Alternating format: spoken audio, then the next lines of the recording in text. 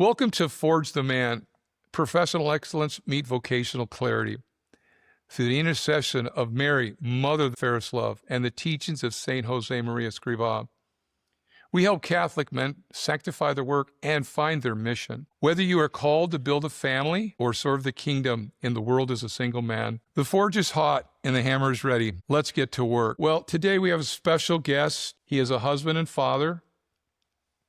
And I hope after this session with my guest, you'll have the confidence to undertake marriage if that's what you're called to do, and to be generous and not to be afraid. Our guest lives in Southern California, and his name is Kirby Fike. Kirby, welcome. Thanks for having me, Paul. Kirby, why don't you first of all tell me about your wife, how you met her, and then about your family, a little bit about your family to begin with. Sure thing. I met my wife when we were 21 years old. I was a senior, going into my senior year of college. Her name is Blythe. We met through mutual friends. And at the time we just kind of started dating and then decided to get married about halfway through my senior year of college. And we got married right after I graduated. So I was 22 years old and got married then. Okay, so when you got married, did you think you were going to have children? I mean, did you have like most people, like a calculating mentality that I'm going to have only one or two, or what did you do? How did you guys decide on children? Great question. At the time while we were dating, we would talk a lot about having family, and she came from the perspective of she wanted a larger family. For me, I had not really thought about it. We both grew up and we both have one sibling. And so at the time she kind of mentioned, she used the term open to life.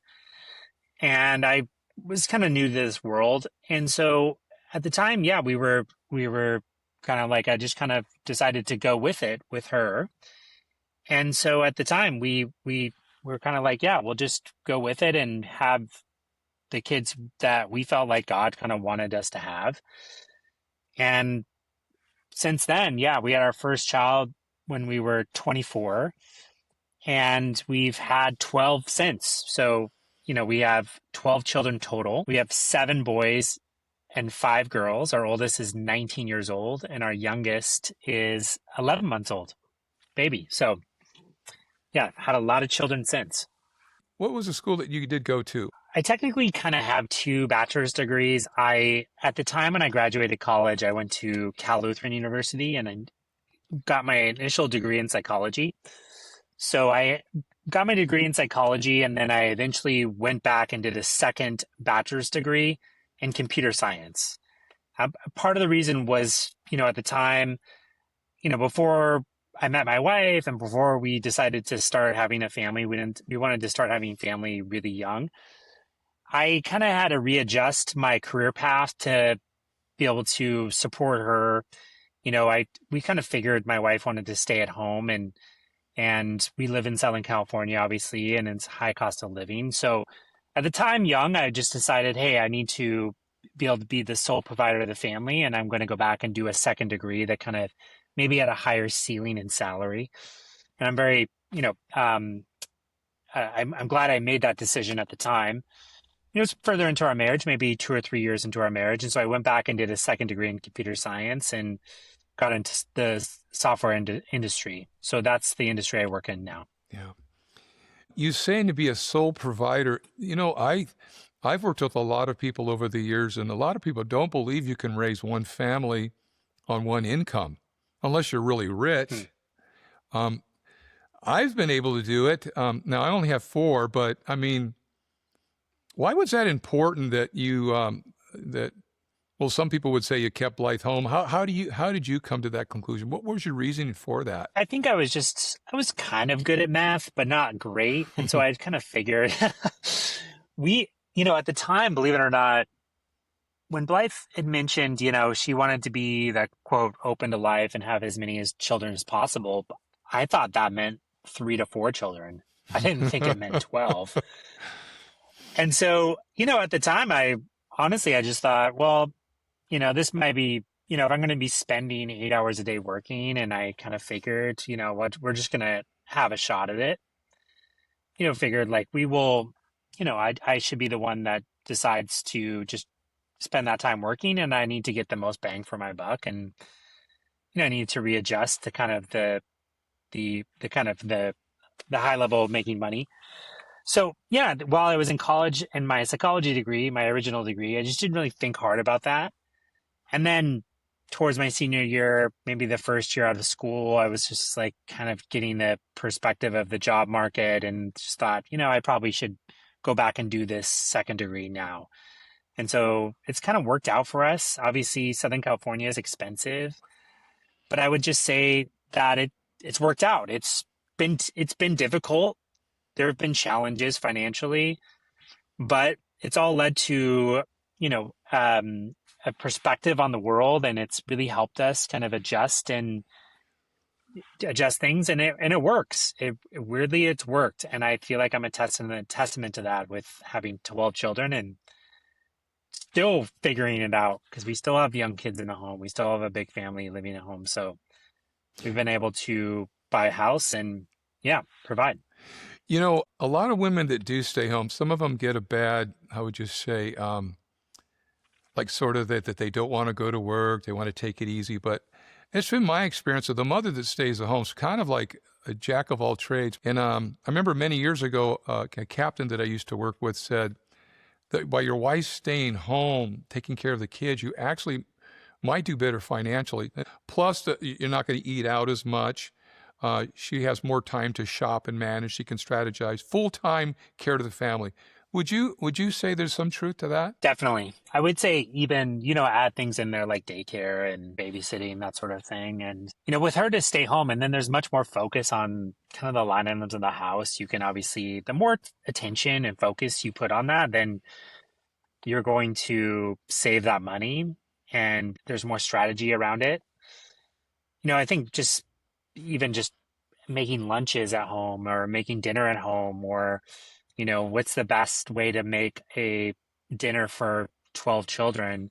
A lot of that takes a lot of strategy and a lot of focus and time and planning. Obviously, when you work if she works another profession, there's less time to figure that out. So you might spend more time dining out, or, ordering things out, or, just that kind of thing. And so, yeah, it is a profession for sure. For a mom to stay home, it is a profession. Just even starting off the day, planning the day out, making sure that kids get to school on time, get up on time, making breakfast for a family, getting them all out the door. It takes a lot of work and a lot of planning and a lot of focused time. And then add laundry, add all these things that manage a home. That is a full-time job. Yeah, and I'm also thinking it's probably getting a little easier for her, right? I know I was a captain and I had 11 firefighters working under me, and I was kind of sort of the decision maker. But I mean, I'm talking about grown down, but with you, the children, as they grow older, they can now help, right? Don't they help clean their room, make their bed, maybe help clean after a meal, do some yard work? Do your children do things like this? They do. Yeah. So everybody has a helping hand. Everyone has a part in the home. Everyone takes responsibility. And I think one thing you would say, Paul, too, is, as you mentioned, as you have a team of people underneath you, these are our children. And then you also have semi spots of leadership with your kids. The older children kind of help raise the younger children and set the tone for the family. I see this just primarily like with my younger boys, making sure that things are picked up in their room. There are some that have an eye towards making sure that things are orderly and put away. And so they keep everybody else accountable.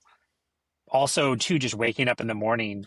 If we have one straggler, like not getting out of bed, the other kids will come and wake them up and like, we got to get going. And so there's a lot of eyes, and there's just kind of some strategy down the line. And so, just even watching the children be able to, built-in babysitters in the home.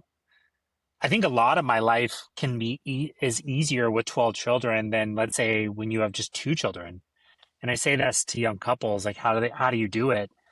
Well, I mean, I have older kids in the home, and so I actually have more free time. I have more strategy time. I can actually get away and walk with my wife or go out for a date or something because we have built-in babysitters. So Yeah, often I think that part of this is just easier, by having a larger family to pick things up, to help out, and they like it. They want the responsibility. They like that they have a part in the home, and they really feel like they have, you know, a hand in everything. So, Yeah, it just seems like our culture today is like an emphasis on material things and missing out on persons, right? That they could be open to.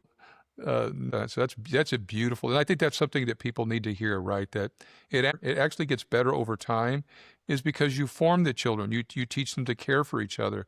You mentioned to me the other day one of your children was driving the kids to school. Do you have one that drives them to school already? I do. I have my oldest two daughters. So yeah, I have an oldest that our oldest drives. She's out of the house. She's graduated high school, but our second oldest does drive a group of kids to school. So she's driving. We have another car there, and so she drives the kids to and from school. It almost seems too, maybe the level of maturity, it forces them to grow up and it forces them to be more unselfish earlier versus like two children, right? If you had two, they have their own room, they have their own bathroom, they have their own TV in their room, that kind of stuff. Where, hey, when we got to share, we got to be fair. Yeah, certainly. And I think that this what I've found is, having gone through the process, I didn't plan to have 12 children. I again thought we were going to have three or four. I think through this whole thing, what it's taught me is that what I see in kind of just basic culture is that we tend to maximize for like monetary income. And there is a tremendous amount of worth of just having a large family. It's very valuable. There is just so much, it's so fun.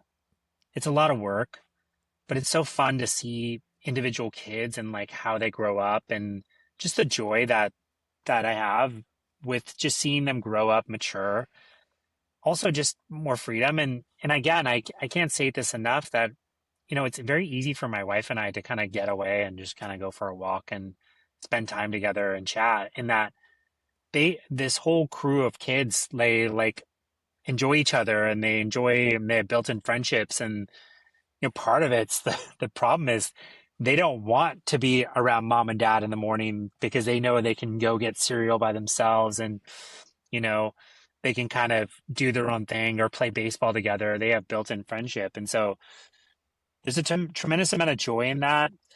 And there's a tremendous amount of value in that. Just knowing that they have siblings that are friends and friends for life and that keep them accountable. So it's one thing I've kind of really discovered of having a big family. What would you say to those couples or people, especially young men, think about being afraid of what others might think, social pressure? Because I'm sure you've seen that. You've probably felt it. I know if I've heard it. What would you say to them? Yeah, I mean, I'd say that there is a tremendous amount of just culturally built in. I don't think people are, you know, it's just culturally built in the kind of just the demographics of how many kids you're supposed to have, and then there's obvious, the number one question we get is how do you financially support 12 children? That's the number one question I always get.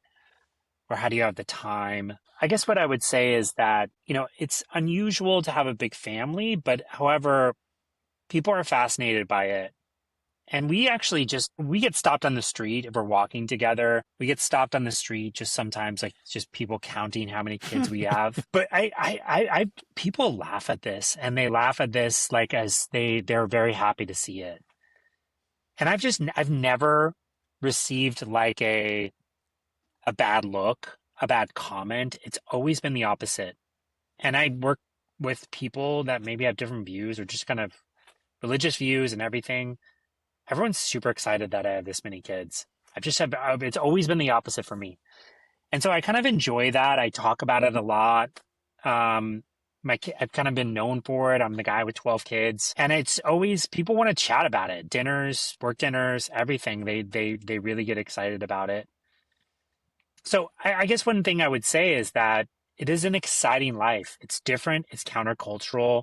It's not the norm, but it's exciting. And there's a ton of fun and ton of value for it. And that I don't think I would change my life for anything. All the sacrifices you make of waking up in the middle of the night, obviously that's part of it. All the sacrifices financially, it's just like you might not have that financial cushion. You never know when that next dollar is going to come through, but it's really built a ton of just virtue in my life. I mean, just having to plan things out, how to get to church on time, how to help people pick up their dishes, all these things I wouldn't trade for anything.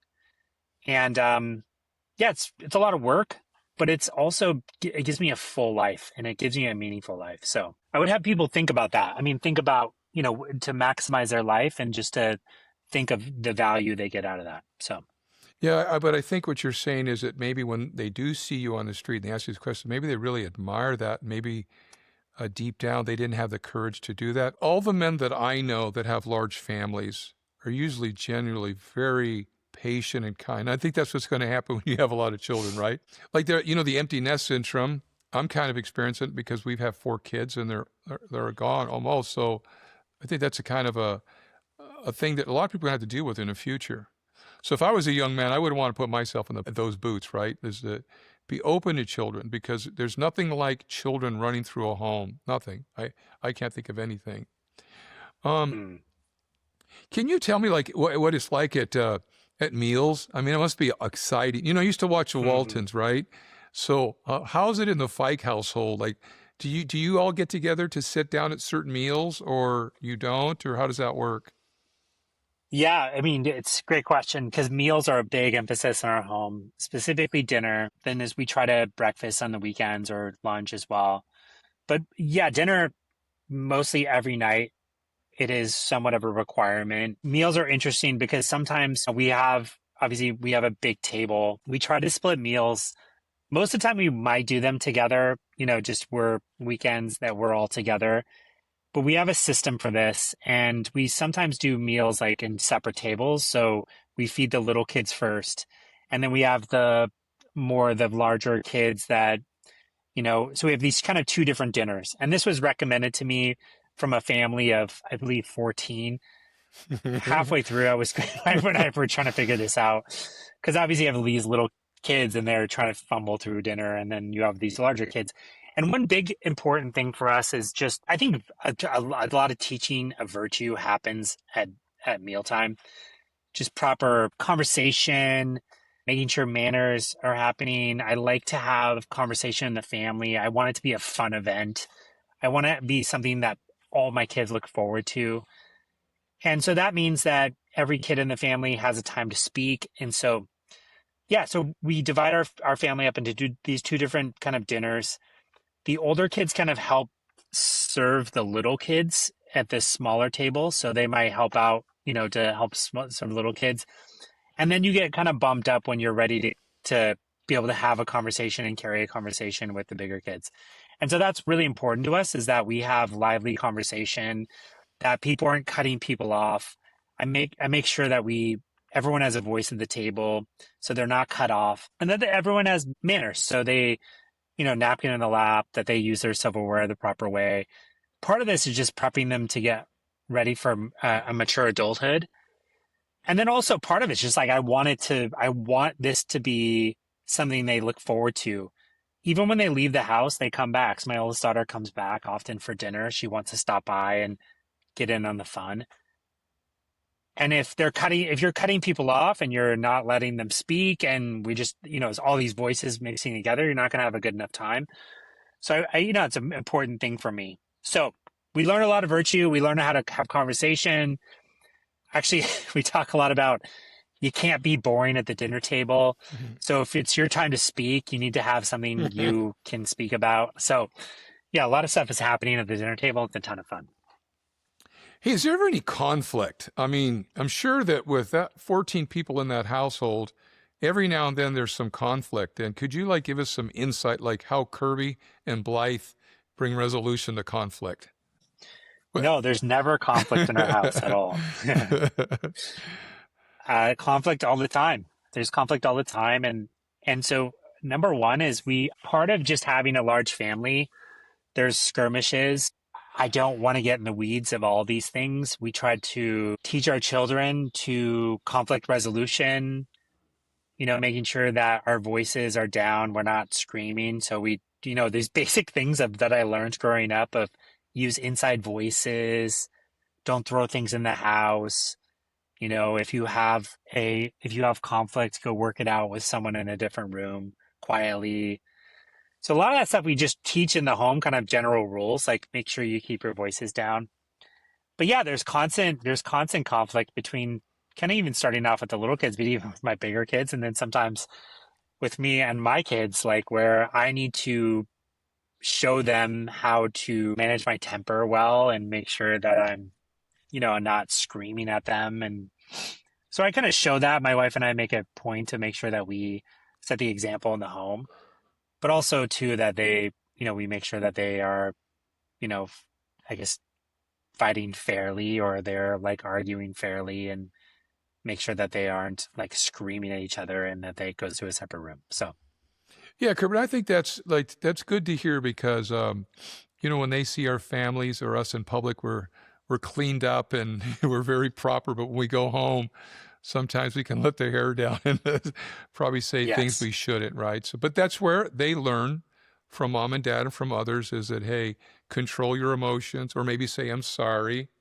or next time, like take a deep breath before you express your opinion. Be careful what you say in front of people.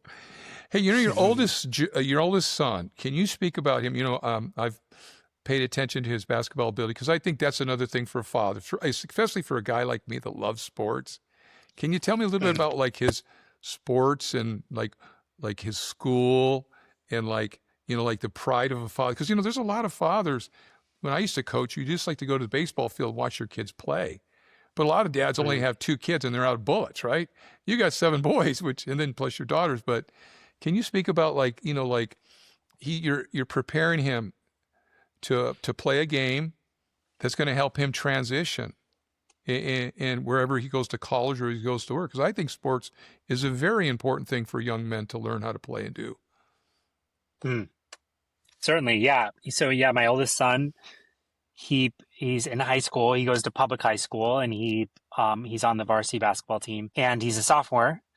And he's somebody that loves basketball and he's very athletic. It's funny having 7 boys. Like some of them are really athletic, some are kind of on, some not so. And that's totally fine. So they all have their activities. I think for my son, one thing is he's gotten very much into basketball. One thing I would say is just I like using sports as something remind him that it's extracurricular, that is a hobby, that we don't overcompensate for sports, that we need to balance sports with other things. So that might be watching sports or playing sports. That these are all just hobbies that help supplement. Boys need to be athletic. Boys need to get their energy out. And so this is part of that. On the other hand, you have school. School is your number one profession. Like school as a student, that's your number one focus. And so I use sports as a dad to help him get better. Like that I can sometimes say, we need to make sure that study is our number one priority, that sports don't get in the way of that. And if they do, we're going to skip that. So I have no problem saying, like we're just not going to do that anymore, or we need to go talk to your coach if grades aren't up to the par of what we've set and defined the goals of what we think you can do to start with. And so sports going to help coincide with the number one thing that I teach in my home is study. Study is always going to be with you and sports are going to be a hobby.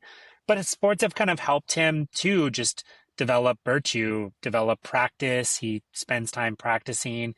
He's had a great amount of friends playing sports.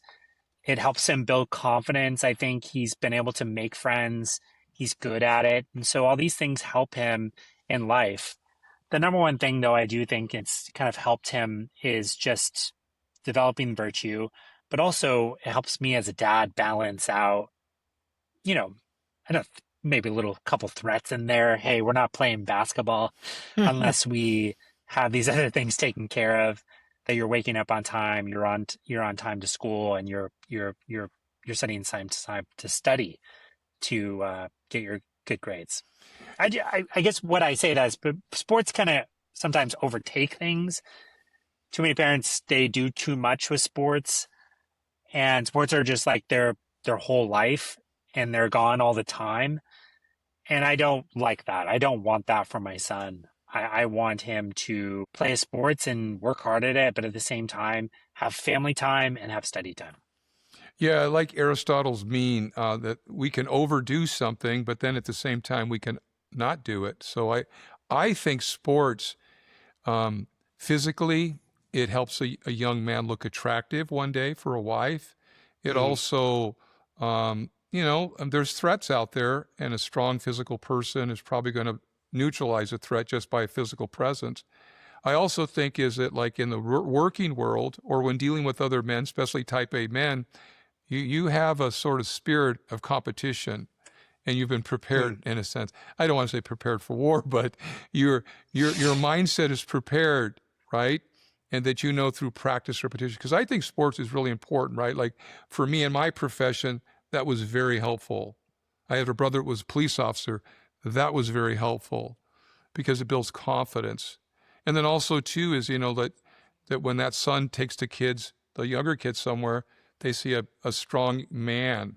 And I also think it breaks down like, I know for myself when I was in the military or on the fire department, I would meet other men. And if I was very good, that allowed us to make a bond. So I think sports is really good there. But again, I agree with you that we should not overdo sports to the neglect of our other responsibilities, especially of study. That's really okay. Now on the other end, you have a little one. Can you tell us about the little one? And then like what's that like? You have a daughter. How old is the oldest? 19. You have one at 19, and then the littlest one's a girl, right? The youngest one is an 11-month-old boy. Oh, I'm sorry. So I have twin girls that are turning 4 soon. And so they are, so twin identical girls. What are their names? That were Junia and Fern. And they turned 4 soon. So they were 10 and 11. And you could say that was a surprise. My wife, I guess I don't, there's no more surprises. So, we had, maybe there was twins in the family. And so maybe there was, my wife's aunt had twins as well. But identical twin girls. And they came after a string of boys. So I had 5 boys in a row. And then she found out she was having twins and then found out that they were girls. And they are a joy. I can't tell you enough how much of a joy they are because they are, I think just because they're girls and having 5 boys in a row and just the smash mouth, like parenting you have to go through with all these boys that live in the same room and like play sports and, they're just boys and then have girls after all this that just, want to sit on your lap and, tell you how nice you are as a daddy, it's just been a joy. So, so it's been so fun. And the little guy, well, how old is he? 11 months? Yeah. Nico, my 11th. Yeah. He's 11 months old. So he's been a joy as well. Yeah. It's funny. It's like, I think that even after this many children, you would think, oh, I'm burnt out, all this. It's like, it's so weird. I so enjoy it. It's like it never gets old. And I wasn't a baby person. I'd never really held a baby, even when my first was born. And after all these kids, I still I look at my 11th-month-old and I'm like, you're so cute. I love it. And I wasn't this person. I was not this person. I was a dude that played sports and wanted to make money and wasn't a baby person. And my wife was. But now after all these children, I'm like, you are so sweet. I love looking at you. I love smiling at you. I love that they smile back at me. And it's mysterious and it's amazing. So. Yeah. If we were to go back when you first got married and you were to look ahead, probably quite intimidating, right? But that's why we take it a day at a time. And that God over time gives you the grace, the wisdom, the counsel to be able to do this. And I would just like our audience, those men out there that maybe are newly married to have faith, walk on the water, have faith, right? Because God will provide. And there's a great story that God has provided. Now, what would you what would your challenge be to young Catholic men that are considering marriage? And maybe, now Blythe is a special lady, okay? There are a lot of ladies that are not going to be open to children, and maybe some of them even be Catholic girls. But like, what would you say, like if you were giving a young man advice and that he wants to take up the challenge and have children, what are some of the discussions or maybe some of the points that he might want to look for in finding the right lady? Yeah, I think that finding the right lady is, I think when guys often don't think about this, but they need to. It's like, just think about when they're dating. It's just, number one is like, is your wife open to life? And like, does she want to have children? And that's really important. I think that's really important to date women like that. I think the second thing is just think hard. If you want to get married and you want to have children, how good of a mother is she going to be? Like, they're just think about those qualities of like, is she someone that is going to be a good mom? And a lot of women can figure that out. I mean, obviously, you're just going to have children, and you're going to figure this out as you go. But I think those two qualities, it's like, date women that want to have children, and then date women that also want to be good mothers. It seems simple, but I think it's an important quality. Yeah, and Kirby, as we wrap up, I just like to say that, like, it seems to me a lot of men are waiting, in my opinion, a little too long. So what would you kind of like tell them, like, right before a big game to fire them up, is to like, hey, go out and find that girl. And then like also to the reality of rejection, possible rejection, but like, what would advice would you give for a young man that's like, maybe after watching the podcast, says, you know what? I want to be like Kirby. I want to be a father of a large family. Like, what would you tell him? Some of the maybe 2 or 3 things that he should do, like, or what would you do again? What would you do, like, as far as selecting a wife, maybe something Sure. personal, and like an attitude or framework to have in his head? I guess an overall attitude, I'll start there and I'll work backwards. The overall attitude is that you can do it. I mean, you can, if you've heard my story, you can even plan your life out better than me. But it's a lot of people want to have everything and all the ducks in a row. And I get that. It's, you want to be able to have it all planned out, but part of this is just going to be figuring out as you go. And in fact, it's going to make you a better person, because you're not going to have it all planned out before you go. And things are going to pop up that you would never even thought of. So that's number one. I would just go for it. If that's something that you feel like God has called to your life, and you want to have children, you want to have a big family, all these things, just go for it. The second thing is to start meeting people. And I think that getting out there and talking to people and hanging out with families and interacting with the right types of people that are family people, and you get a perspective and start hanging out with people like that, you're going to learn a lot. I think you're going to learn a lot about, just how families function and how fun it can be. And the last thing is just start, obviously just reading more about this and listening to podcasts and just getting inspired. It's like, you can have a wonderful life being married and being open to life and having a big family. It's not going to be the most planned out thing in the world, but it'll be a huge life that you can look back and think like, I've had a huge impact. The biggest impact you're going to have on people is with your children. You are going to be the one sole educator. And so think about that. Think about the type of person that you want to be, and also just like how much impact you can have as being a great father and a great husband. It's going to be the biggest impact you can have in the world. And so it's huge shoes to fill, and everyone has their shoes to fill there. And I would just send guys out to think about that more, that, yeah, having a big family can have a huge impact and give me a ton of fun. So. And Kirby, to add to that, would you add something maybe like a pious practice or like a regular thing that young men might do? Because human effort, we know that's not enough, right? Would there be maybe a practice that you do on a regular basis, a practice or two that you could maybe throw out to them to ask for God's help to find the right woman and to be a good husband and father one day. Sure thing. I mean, a pious practice would number one just be maybe starting with prayer to Saint Joseph for petition for that, Saint Joseph. One thing I think is a good rhythm for me is just I read a lot of parenting books. So like I'll read books by like James Stenson, that he has some parenting books, and then I'll pray about those qualities. So Jim Stenson writes a lot about qualities of good husbands, good fathers. And then I'll just take some of these and like, hey, I'm far away from this.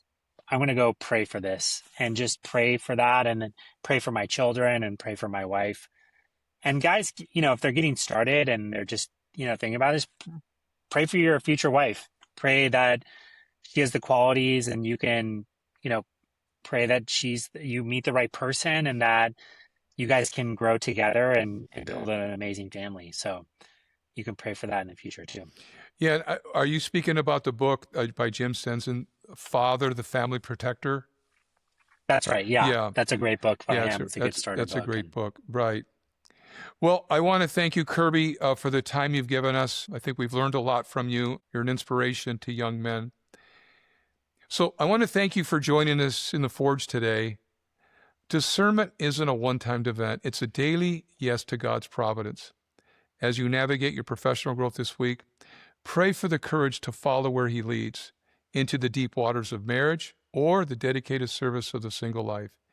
May Mary, Mother of fairest love, be your guide and protector in the midst of the world.